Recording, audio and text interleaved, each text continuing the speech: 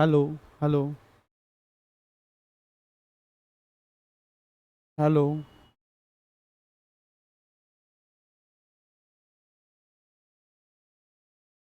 Hello. Hello student, कैसे हैं? I hope कि आप लोग बहुत ही अच्छे होंगे। और मैं आशा करता हूं कि मैं आप लोगों को कंटिन्यू वीडियो दे रहा हूं पिछले कई दिनों से। मैं आप लोगों को बताते हुए आ रहा हूं पी ब्लॉक के ऊपर। पी ब्लॉक में मैंने बहुत सारा वीडियो बनाया भी है जो मेरे चैनल पर अवेलेबल है, और उसको आप देख सकते हैं। जिसमें हम अब आज बात करने वाले हैं ऑक्सीजन फैमिली के बारे में।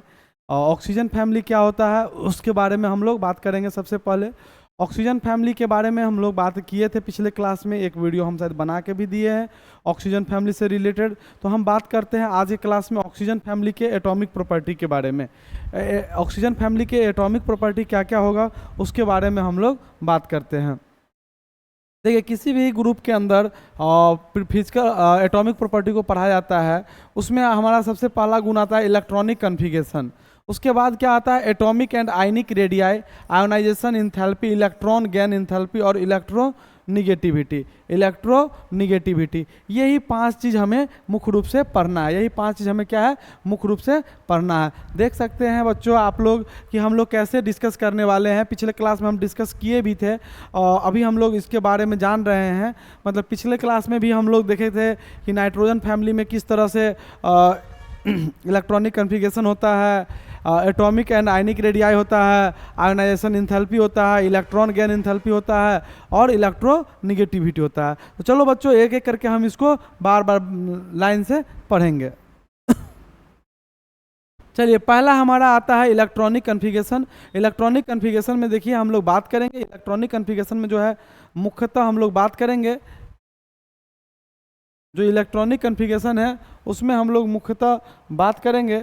इलेक्ट्रॉनिक कन्फिगरेशन में हम लोग मुख्यतः बात करेंगे किसके बारे में? तो इलेक्ट्रॉनिक कन्फिगरेशन में हम लोग बात करने वाले हैं उसके बाहरी कक्षा में जो इलेक्ट्रॉन उपस्थित रहता है उसके बारे में बात करेंगे। जैसा कि आप ऑक्सीजन की बात करिए तो 8 होता है और 1s2 2s2 और 2p4। इसके बाहरी कक्षा में 6 इलेक्ट्रॉन उपस्थित है वैलेंस सेल में।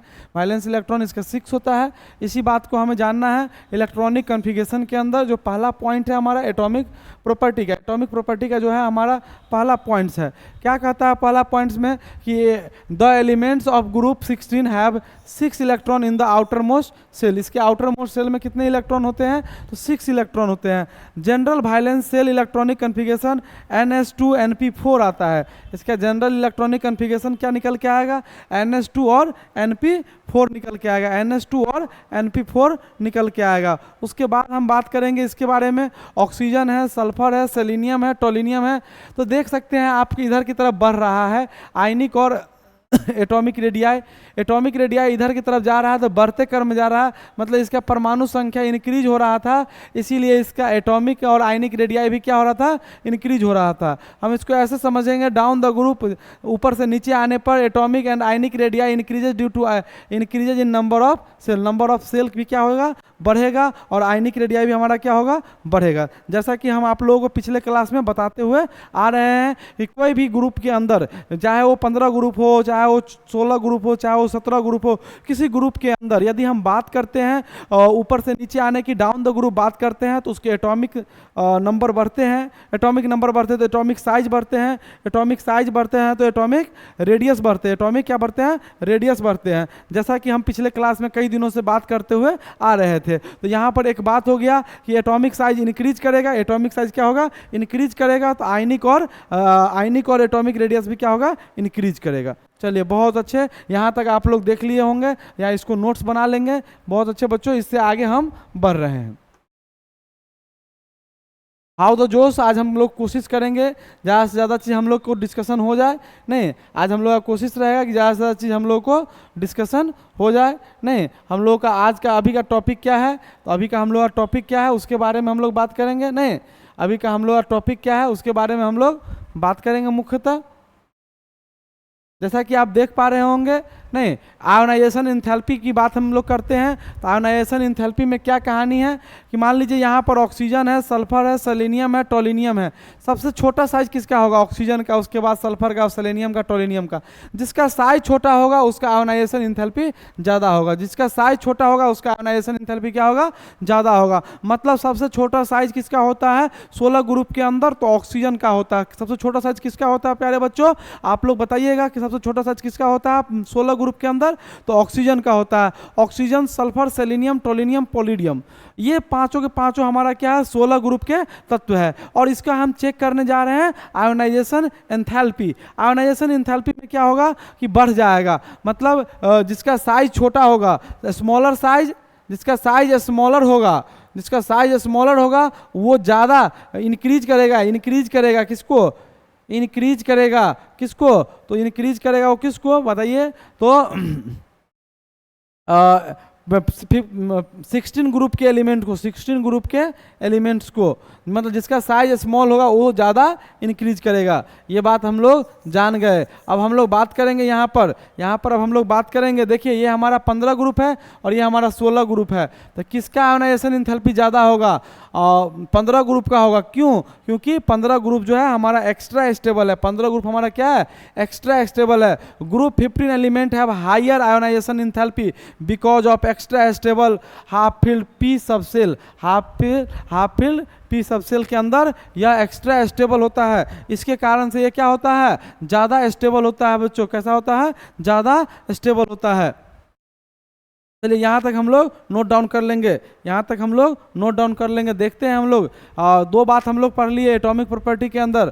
पहला इलेक्ट्रॉनिक कॉन्फ़िगरेशन पढ़ लिए, दूसरा पढ़ लिए एटॉमिक एंड आयनिक रेडियाई पढ़ लिए, तीसरा हम लोग पढ़ लिए आयोनाइजेशन एंथैल्पी पढ़ लिए।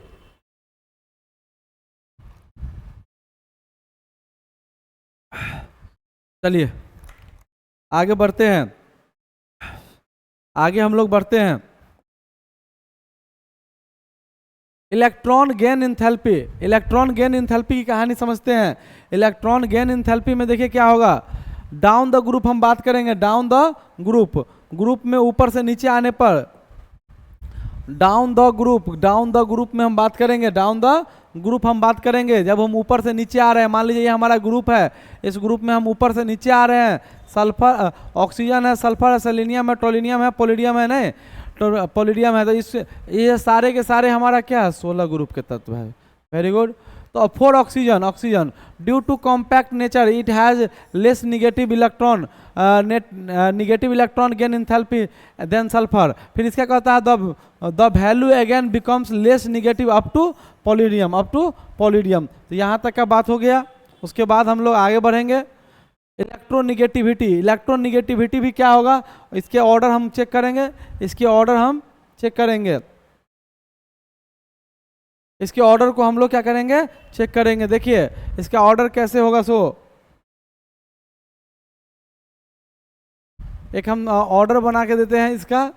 सबसे अधिक इसका होगा पहले इलेक्ट्रॉन निगेटिव, सेकेंड हाईएस्ट होता है 3.5 होगा, 3.5 ऑक्सीजन का होगा, उसका सल्फर, सेलेनियम, टोल्यूनियम, पोलिडियम।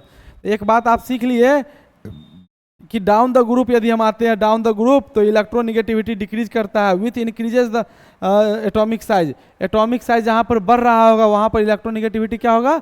घट रहा होगा। वहाँ पर इलेक्ट्रोनिगेटिविटी क्या हो रहा होगा?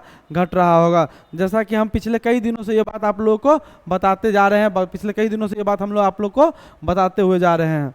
चलिए तो हम लोग आगे बढ़ते हैं। इसके बाद एटॉमिक प्रॉपर्टी में हम लोग पढ़ रहे हैं। अब हम लोग पढ़ेंगे फिजिकल प्रॉपर्टी। क्या पढ़ेंगे? Physical property. फिजिकल प्रॉपर्टी क्या होता है इसके बारे में बात करेंगे। चलिए पहला फिजिकल प्रॉपर्टी क्या होता है उसके बारे में हम लोग बात करते हैं। सबसे पहले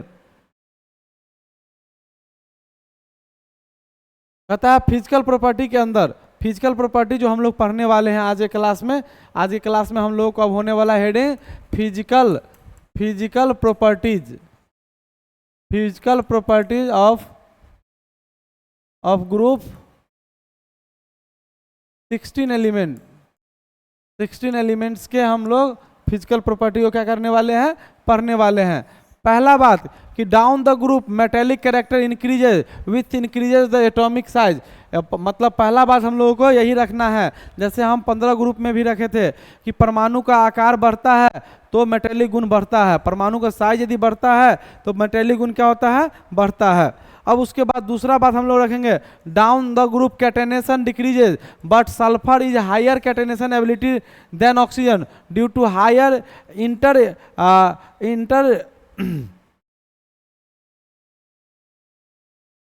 inter electronic repulsion of oxygen oxygen sigma bond.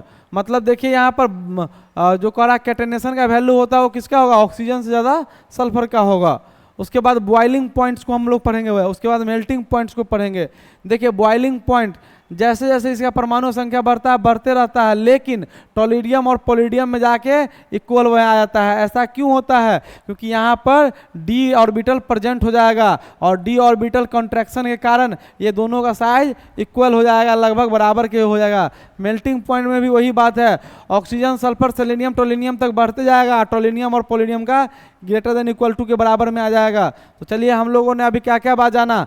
पहला बात हम लोगों ने जाना मेटेलिक प्रॉपर्टी के बारे में। किसके मेटेलिक प्रॉपर्टी के बारे में, 16 ग्रुप के मेटेलिक प्रॉपर्टी के बारे में हम लोगों ने आज जाना है। सबसे पहला बात हम लोगों ने क्या जाना है, मेटेलिक प्रॉपर्टी के बारे में हम लोगों ने जान गया। उसके बाद दूसरा बात हम लोगों ने क्या जाना कि कैटेनेशन पावर जो होता है डिक्रीज करता है, जैसे कार्बन का 4 होता है, नाइट्रोजन का 3 होता है, ऑक्सीजन का 2 होता है।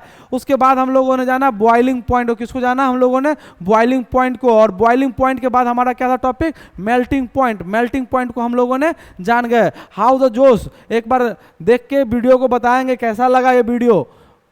आई होप कि आप लोगों को अच्छा लगा होगा, आई होप कि आप लोगों को बहुत ही अच्छा लगा होगा, जानदार शानदार ये वीडियो आया होगा आप लोगों को समझ में। अगला हम लोगों को समझाना है फिजिकल प्रॉपर्टी में ही।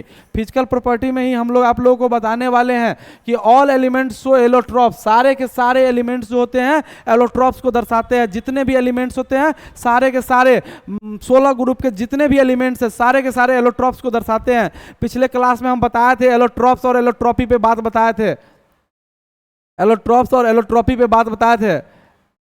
एलोट्रॉप्स, एलोट्रॉप्स का मतलब यहां पर क्या हो गया कि एक ही सेम एलिमेंट्स जो है डिफरेंट फिजिकल स्टेट में रहे। ऑक्सीजन शो 2 एलोट्रॉप्स, पहला डाई ऑक्सीजन और दूसरा ओजोन O3। डाई ऑक्सीजन का स्ट्रक्चर कैसे बनेगा, तो इसको देखिए O के बीच में डबल बॉन्ड है और O है, और बाकी लोन पेयर इधर की तरफ रहेगा, लोन पेयर इधर की तरफ रहेगा। उसके बाद हमारा ओजोन है unstable and decomposition of O2, decomposition of O2 से बना हुआ है।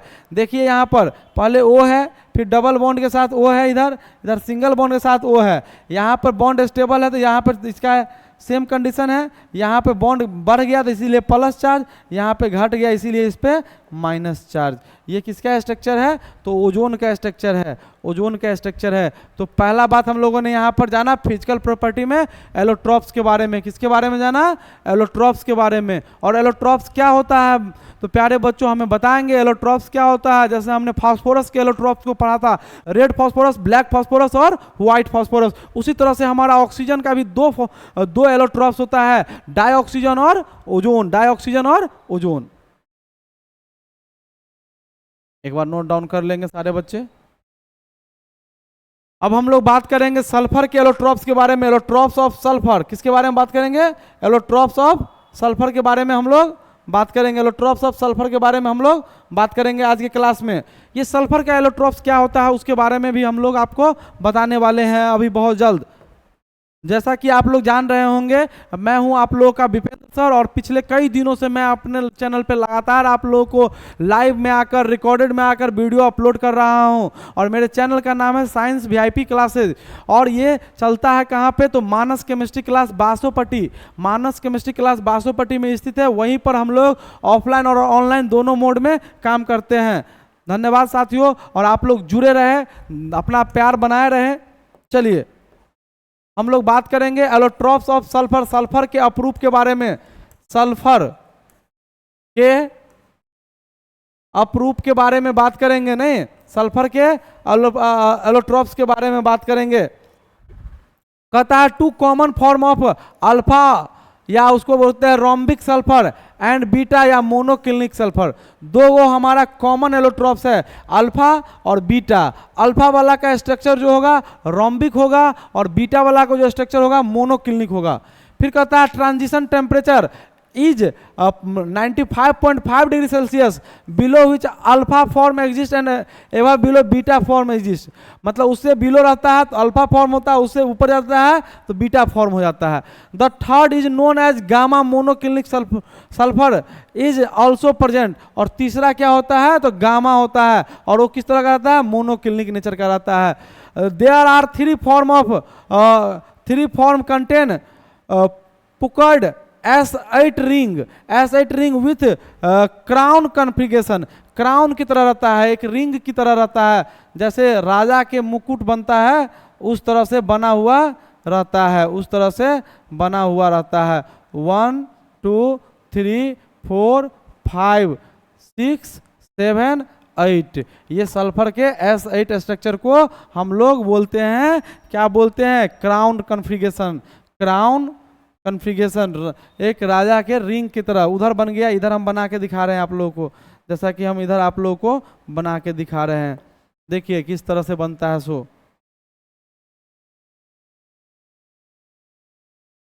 देखिए इस तरह से बनेगा।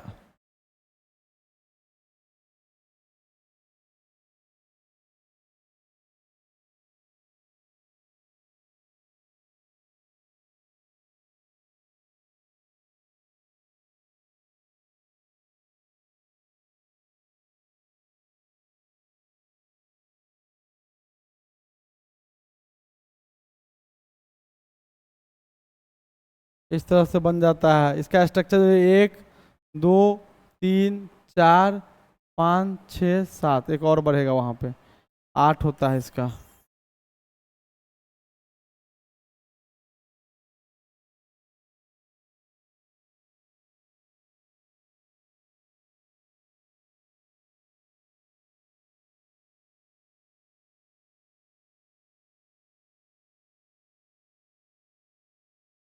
आठ क्राउन की तरह रहता है। चलिए चलिए बच्चों, आज हम लोग ज़्यादा से ज़्यादा यहीं तक बात किए। धन्यवाद।